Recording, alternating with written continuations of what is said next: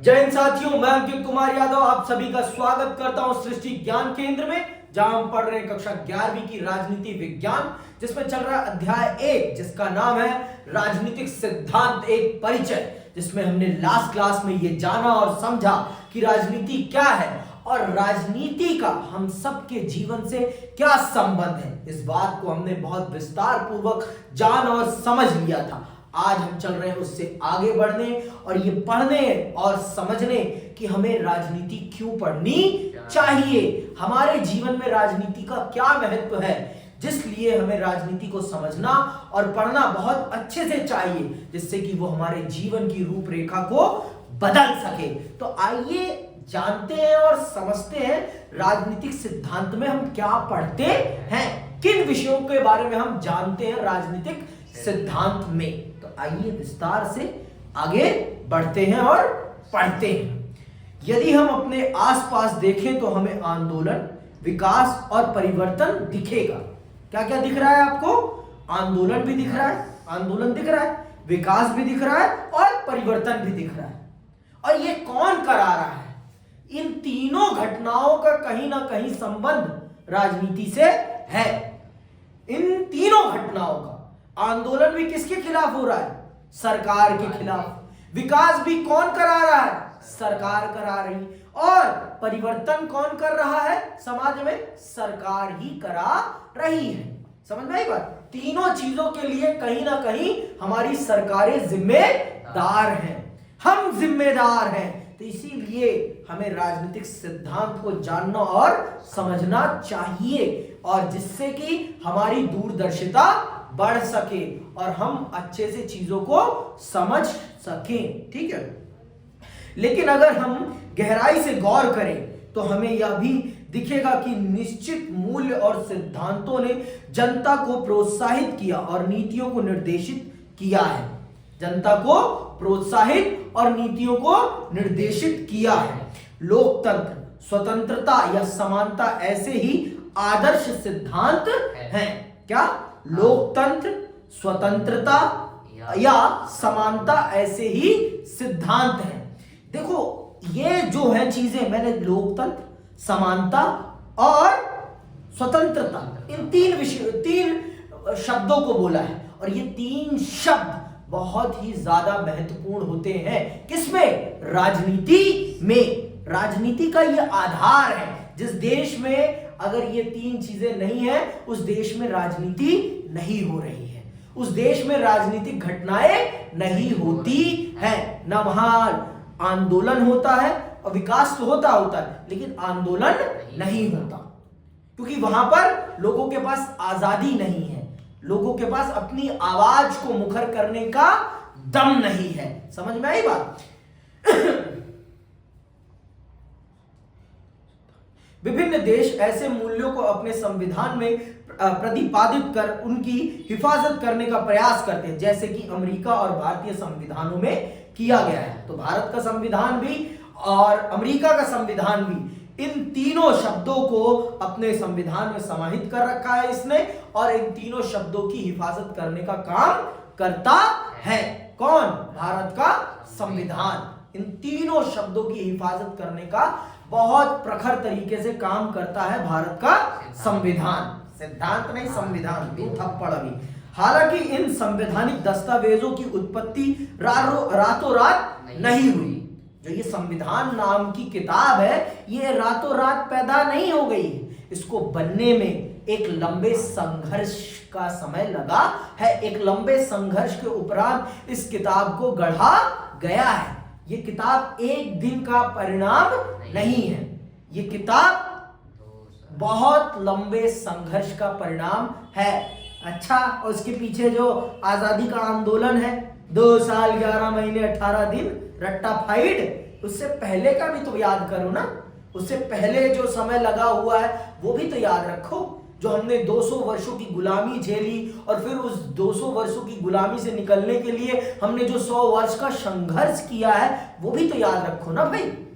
100-150 वर्षों का हमारा संघर्ष है आजादी का, तब जाकर हमें ये बहुमूल्य आजादी मिली है। समझ में आई बात? तो इस आजादी को बनाए रखना, बचाए रखना हम सबका परम कर्तव्य है। इसीलिए राजनीतिक सिद्धांत पढ़ना और समझना हम सबकी परम प्राथमिकता होनी चाहिए, प्रथम प्राथमिकता होनी चाहिए। हमें राजनीति के बारे में इसीलिए पढ़ना और समझना चाहिए। इसका निर्माण उन विचारों और सिद्धांतों के आधार पर हुआ जिन पर कौटिल्य और अरस्तु से लेकर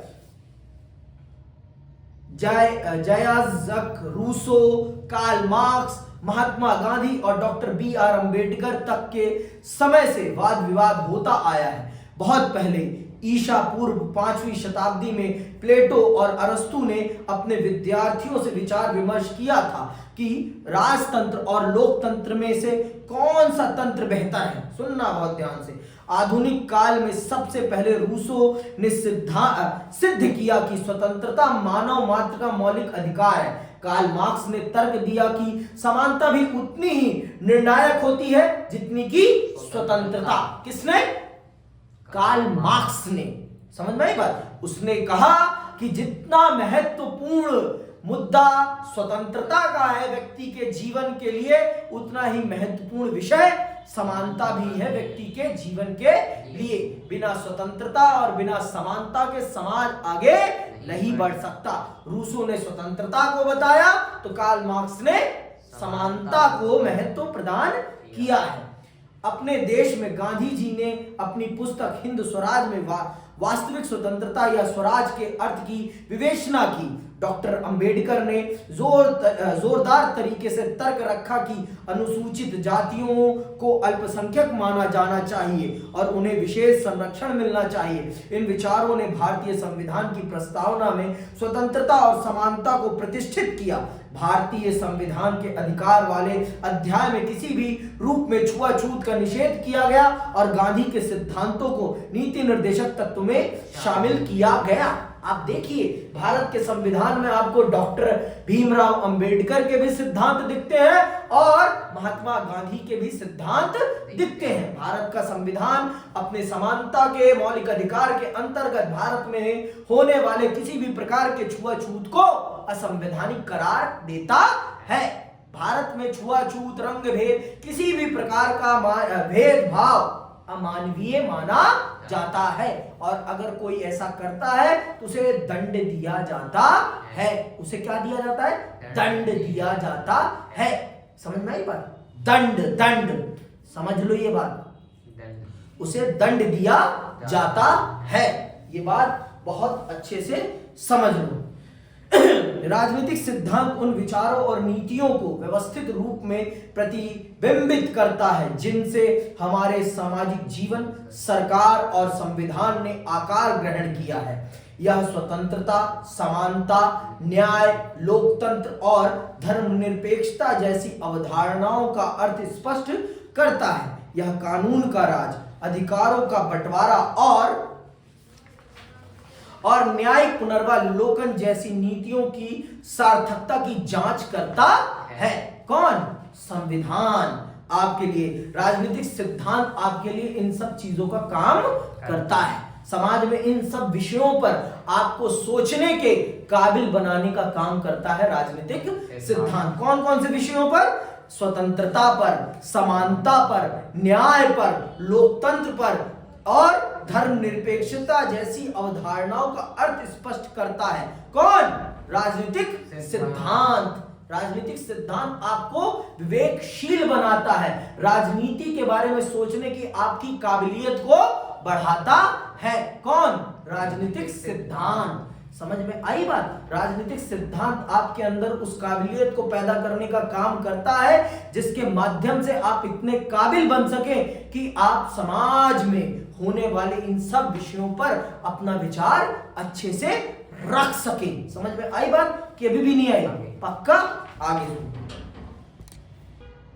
ये कानून का राज, अधिकारों का बंटवारा और न्यायिक पुनर्वालोकन जैसी नीतियों की सार्थकता की जांच करता है। या इस काम को विभिन्न विचारकों द्वारा इन अवधारणाओं के बचाव में विकसित युक्तियों की जांच पड़ताल के जरिए करता है। हालांकि रूसो, मार्क्स या गांधी की राजनेता नहीं बन पाए, लेकिन उनके विचारों ने हर जगह पीढ़ी दर पीढ़ी राजनेताओं को प्रभावित किया। साथ ही ऐसे बहुत से समकालीन विचारक हैं जो अपने समय में लोकतंत्र या स्वतंत्रता के बचाव के लिए उनसे प्रेरणा लेते हैं। विभिन्न तर्कों की जांच पड़ताल के अलावा राजनीतिक सिद्धांतकार हमारे ताजा राजनीतिक अनुभवों की छानबीन भी करते हैं और भावी रुझानों तथा संभावनाओं को चिन्हित करते हैं। ये चीजें ना, देखो, गांधी, कार्ल मार्क्स या सुकरात ये कभी राजनेता नहीं थे, लेकिन इन्होंने जो दर्शन दिया है समाज को, राजनीतिक दर्शन जो दिया है ना समाज को, वो बहुत बड़ा दिया है। इनके राजनीतिक दर्शन के माध्यम से समाज में एक चेतना जागी है और ये चेतना बहुत गहरी है, बहुत ही ज्यादा गहरी है। समझ में आई बात? बहुत ही ज्यादा गहरी मान के चलो, आप हद से ज्यादा गहरी है। ठीक है, तो इस बात को आप समझो, मेरी बात को। ये कोई छोटी मोटी बात नहीं है, ये बहुत बड़ी बात है। इन लोगों ने हम लोगों को इस काबिल बनाया है कि हम तर्क दे सकें कि स्वतंत्रता क्यों जरूरी है हमारे लिए। हमारी सोचने की क्षमता को बढ़ाने का काम किया है इन विचारकों ने।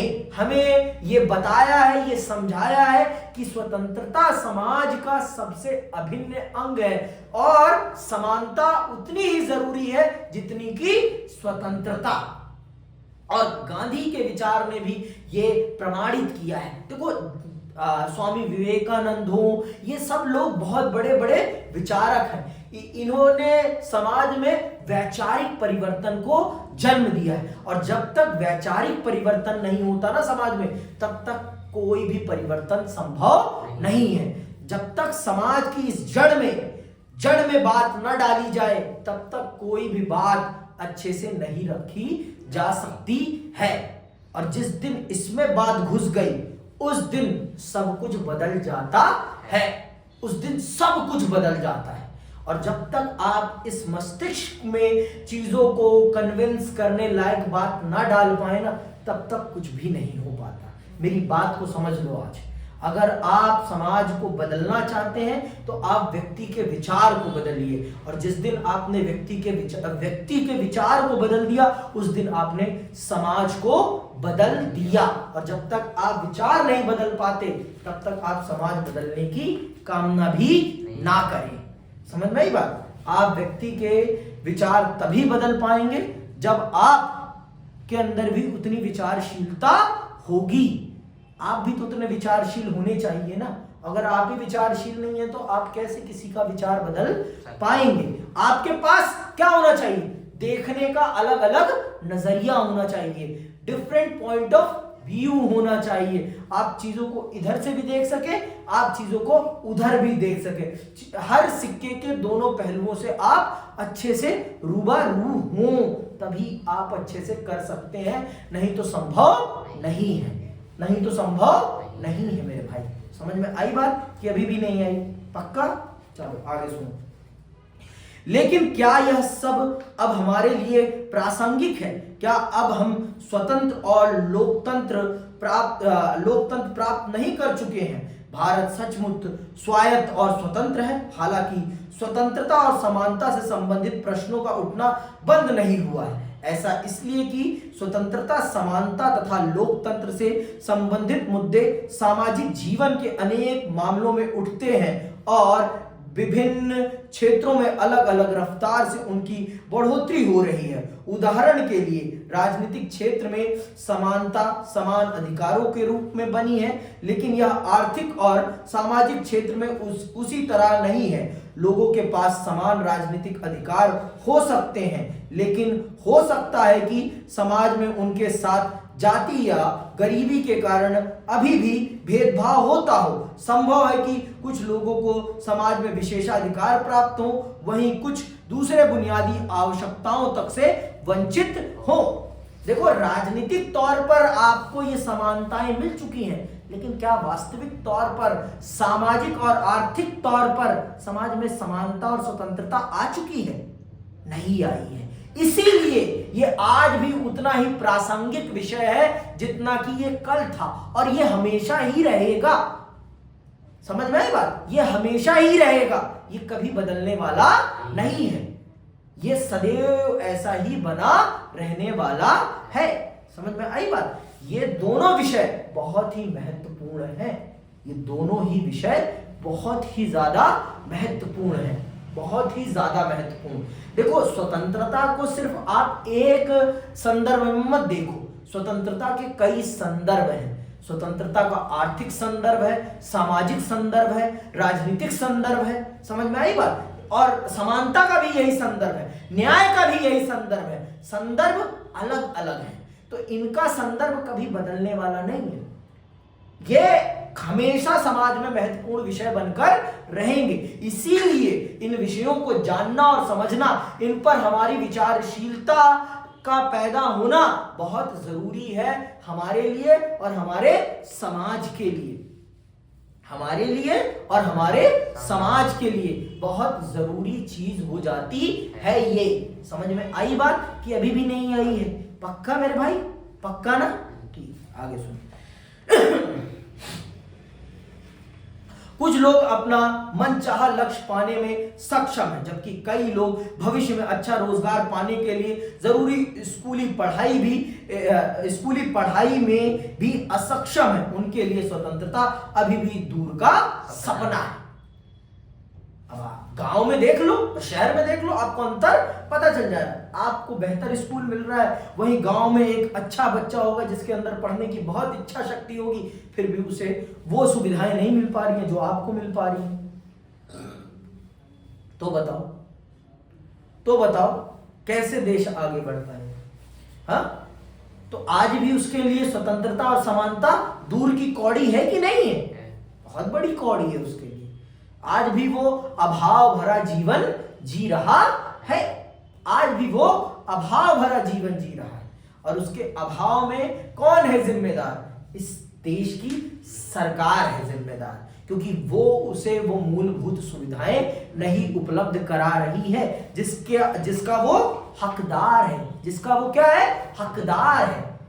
आज भी सरकार उसे वो सुविधाएं मुहैया नहीं करा पा रही जिसका वो वास्तविक तौर पर हकदार है, उसका वो हक है, वो उसे मिलनी ही चाहिए। लेकिन इस देश की सरकार इतनी निकम्मी है कि आज भी गांवों में वो सुविधाएं, वो चीजें उपलब्ध नहीं है। तो ये हम प्रश्न कब कर पाएंगे? जब हमारे अंदर ये चेतना होगी, जब हमारे अंदर क्या होगा? सवाल करने की क्षमता होगी, तभी तो हम ये प्रश्न कर पाएंगे ना। तभी तो हम पूछ पाएंगे ना कि सरकार ये क्यों नहीं कर रहे हैं? आपको इस काम को अंजाम देना चाहिए, ये हमारे लिए बहुत जरूरी है। समझ में आई बात? ये हमारे लिए बहुत जरूरी है, ये हमारे अधिकार की बात है। अगर आप नहीं करेंगे तो हम आपको आपकी कुर्सी से उतार देंगे। ये पूछने के काबिल हम कब रहेंगे? जब हम पढ़ेंगे, जब हम जानेंगे कि ये हमारा अधिकार है, ये हम पर कोई एहसान नहीं कर रहे, ये हमारा अधिकार है, हमें ये चीजें मिलनी ही चाहिए, हमें ये चीजें मिलनी ही चाहिए। और अगर हमें नहीं मिल रही तो ये लोग हमारे साथ छल कर रहे हैं। और ये छल तभी जान पाएंगे ना जब हम राजनीतिक सिद्धांतों से परिचित होंगे। जब तक हम जानेंगे ही नहीं तब तक हम कैसे मांग लेंगे कि ये हमारा हक है? हमें पता तो होना चाहिए ना, ये जो चीज है, ये स्वतंत्रता, समानता, न्याय हमारा हक है, ये हम पर एहसान नहीं कर रहे, ये हमारा हक है, ये हमें मिलनी ही चाहिए, तभी तो हम मांग पाएंगे ना। और जब तक हमें ये पता ही नहीं रहेगा तब तक हम कैसे मांग पाएंगे? मांगने के लिए हमें पता तो होना चाहिए ना कि ये हमारा हक है, ये हमारा हक है, हमें पता तो होना चाहिए ना। और अगर नहीं पता होगा तो हम कैसे मांग पाएंगे इनको? कभी नहीं मांग पाएंगे। समझ में आई बात? आगे सुनिए। दूसरे, हालांकि हमारे संविधान में स्वतंत्रता की गारंटी दी गई है, फिर भी हमें हरदम नई व्याख्याओं का सामना करना पड़ता है। यह एक तरह से खेल खेलने जैसा है। जैसे हम शतरंज या क्रिकेट खेलते हैं तो हम सीखते हैं कि हमारे नियमों की व्याख्या कैसे करनी है। इस प्रक्रिया में हम खेल के ही नए और व्यापक अर्थ खोज निकालते हैं। ठीक इसी प्रकार नई परिस्थितियों के मद्देनजर संविधान में दिए गए मौलिक अधिकारों की निरंतर पुनर्व्याख्या की जा रही है। इसकी एक वानगी तो यह है कि आजीविका के अधिकार को जीवन के अधिकार में शामिल करने के लिए अदालतों द्वारा उसकी पुनर्व्याख्या की गई है। और सही बात है, जब तक व्यक्ति के पास आजीविका नहीं रहेगी तब तक जीवन के अधिकार का कोई महत्व ही नहीं है। भाई आप जीवित तभी रह पाओगे ना जब कुछ खाओगे कमाओगे। बिना खाए और कमाए आप जीवित रह पाओगे? जीवन के अधिकार का कोई महत्व है? कदापि नहीं है, कदापि ही नहीं है ना भाई। अगर आप खाएंगे ही नहीं, कमाएंगे ही नहीं, खाएंगे तब जब कमाएंगे। तो इसीलिए आजीविका का अधिकार हमारा मौलिक अधिकार है और ये सरकार की जिम्मेदारी है कि इस देश के लोगों को रोजगार मुहैया कराए। हम कुछ भीख नहीं मांग रहे हैं सरकार से, हम अपना हक मांग रहे हैं। ये उनकी जिम्मेदारी है कि इस देश के नागरिकों को रोजगार मिलना ही चाहिए। इस देश में रहने वाले हर व्यक्ति को रोजगार मिले, इस चीज को सुनिश्चित करना इस देश की सरकार की प्राथमिक जिम्मेदारी है, क्योंकि ये हमारा मौलिक अधिकार है। और ये किसने बताया है? हमारे देश के संविधान ने बताया है और हमारे देश की अदालतें इस बात को स्वीकार करती हैं। समझ में आई बात? आगे सुनो।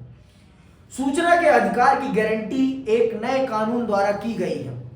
समाज बार बार नई चुनौतियों का सामना करता है, इस क्रम में नई व्याख्याएं पैदा होती हैं। समय के साथ साथ संविधान में दिए गए मौलिक अधिकारों में संशोधन भी हुए हैं और इनका विस्तार भी। यद्यपि न्यायिक व्याख्याएं और सरकारी नीतियां नई समस्याओं का सामना करने के लिए बनाई गई हैं।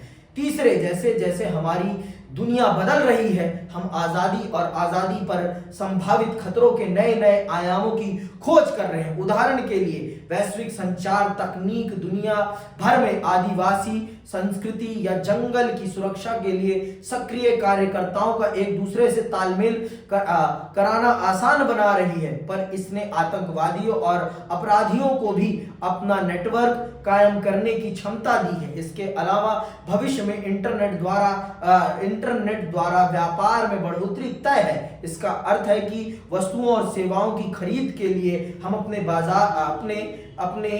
बारे में जो सूचना ऑनलाइन दे उसकी सुरक्षा हो। इसीलिए यूं तो इंटरनेट, अंग्रेजी में इंटरनेट का इस्तेमाल करने वालों को नेटिजन कहा जाता है। सरकारी नियंत्रण नहीं चाहते, लेकिन वे भी व्यक्तिगत सुरक्षा और गोपनीयता बनाए रखने के लिए किसी न किसी प्रकार का नियमन जरूरी मानते हैं। उदाहरण स्वरूप ये प्रश्न उठाए जाते हैं कि इंटरनेट इस्तेमाल करने वालों को कितनी स्वतंत्रता दी जानी चाहिए। क्या आप किसी अजनबी को अवांछनीय ईमेल भेज सकते हैं? क्या आप चैट रूम में अपने उत्पाद का विज्ञापन कर सकते हैं? क्या सरकार आतंकवादियों को सुराग लगाने के लिए किसी के व्यक्तिगत ईमेल में ताक झांक कर सकती है? कितना नियमन न्यायोचित है और किसको नियमन करना चाहिए?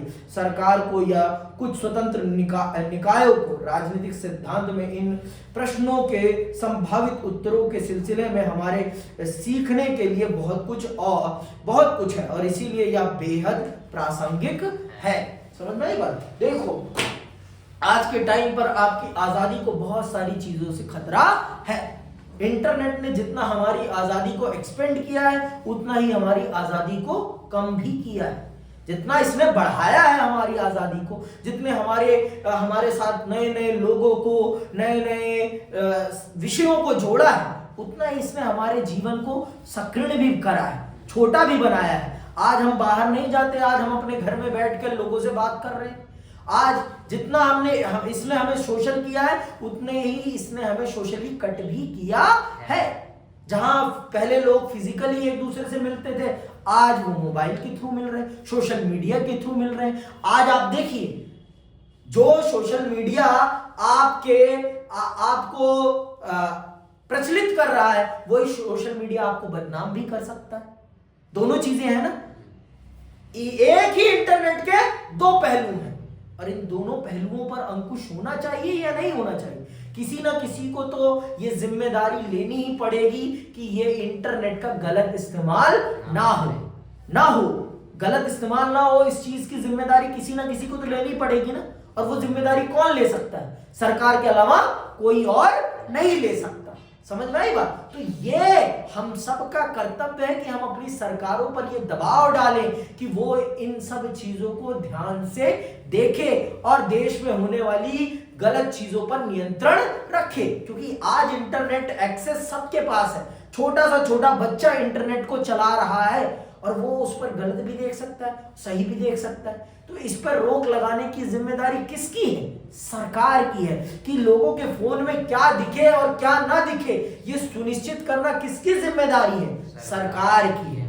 समझ में आई बात? सरकार की है। कैसी चीजें प्रस्तुत हो इंटरनेट पर, ये जिम्मेदारी हमारी सरकार की है और इस पर कानून बनाना सरकार की जिम्मेदारी है। और हम सबका ये परम कर्तव्य बनता है कि हम अपनी सरकारों से इस विषय पर काम करने के लिए बोलें। और बोल तब पाएंगे जब हम राजनीतिक तौर पर इतना सजग होंगे। जब तक हम इतना सजग नहीं होंगे तब तक हम कैसे बोल पाएंगे? कैसे बोल पाएंगे बताओ? हमें बोलने के लिए पता तो होना चाहिए ना। अगर हमें पता ही नहीं होगा तो हम कैसे बोल पाएंगे? हमारे लिए बोलना संभव हो पाएगा? कदापि संभव नहीं हो पाएगा। कदापि संभव नहीं हो पाएगा। और हमारे लिए संभव तभी हो पाएगा जब हम क्या करें? जब हम इसके काबिल बने, जब हमें पता होगा कि हमें क्या करना है, क्या नहीं करना है। जब तक हमें इन सब चीजों का पता ही नहीं होगा तब तक हम कैसे कर लेंगे भाई? हमें इन सब चीजों के बारे में पता होना बहुत जरूरी है। और अगर नहीं पता होगा तो बहुत दिक्कत आ जाएंगी, बहुत सारी दिक्कत आ जाएंगी। मेरी बात को आप समझिए। तो आज क्लास यहीं समाप्त करते हैं। अगली क्लास में और विस्तार से इस विषय को समझेंगे। मैं विदा लेता हूं। जय हिंद, जय भारत।